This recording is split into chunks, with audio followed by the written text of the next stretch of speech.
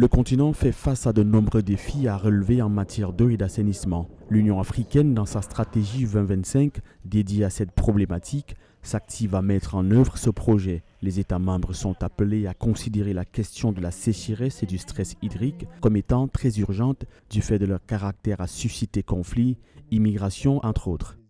Water is really a key issue that we have to address. We've been cooperating with L'eau est vraiment un problème critique auquel nous devons nous attaquer. Nous avons coopéré avec le conseiller ministériel pour l'eau afin de faire le plaidoyer dans la mise en œuvre de notre engagement Sharm el-Sheikh de 2008 sur l'eau et l'assainissement au niveau de la communauté régionale et également avec les États membres au niveau national. Nous essayons aussi d'améliorer et de renforcer le réseau africain des organismes de bassin.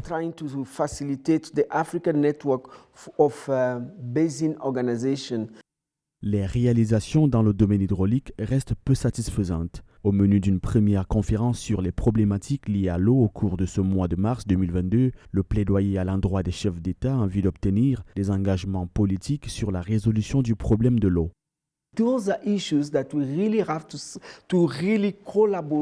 Ce sont des problèmes qui nécessitent une collaboration pour apporter des solutions. Nous avons de bonnes solutions parce que nous avons de grands fleuves comme le fleuve Congo. Il a la capacité de pomper l'eau dans toutes ces zones à travers des oléoducs, par exemple vers la Namibie, afin qu'elle puisse avoir accès à l'eau. Même le lac Tchad, nous devons y repomper de l'eau afin que tous les pays environnants qui tirent leurs substances du lac puissent avoir accès aux ressources en eau. Nous y travaillons, mais cela demande aussi la volonté politique de nos dirigeants.